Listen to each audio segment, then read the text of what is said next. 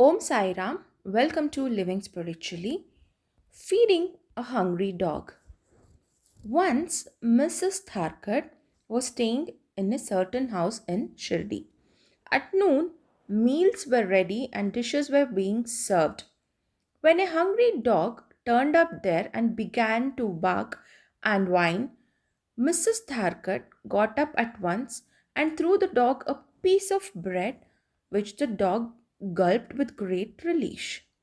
In the afternoon, when she went to the masjid, Sai Baba said to her, "Mother, you have fed me sumptuously up to my throat, and my afflicted pranas, that is, the life forces, have been satisfied. Always act like this, and this will stand you in good stead. Sitting in this masjid, I shall never ever speak anything but the truth. Take pity on me like this.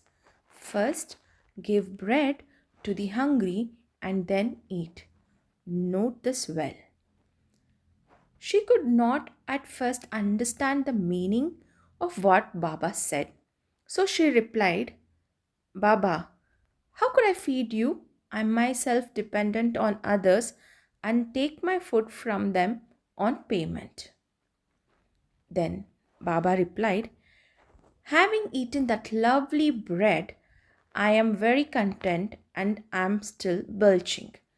The dog which you saw before your meal and to which you gave the piece of bread is one with me, and so are all the other creatures on earth. I roam in their forms. He who sees me in all these creatures is my beloved. So abandon the sense of duality and distinction and serve me as you did today." Upon hearing these nectar like words, she was moved. Her eyes were filled with tears, her throat was choked, and her joy knew no bounds. See God in all beings is the moral of the story. The Upanishads, the Gita, and the Bhagavad all exhort us to perceive God or divinity in all creatures.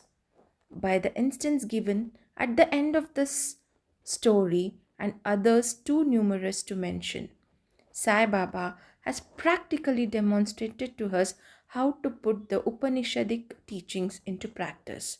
In this way, Sai Baba stands as the best exponent or teacher of the Upanishadic doctrines. Om Sai Ram, Om Satchidananda Sadguru, Sainath Maharaj Ki Jai.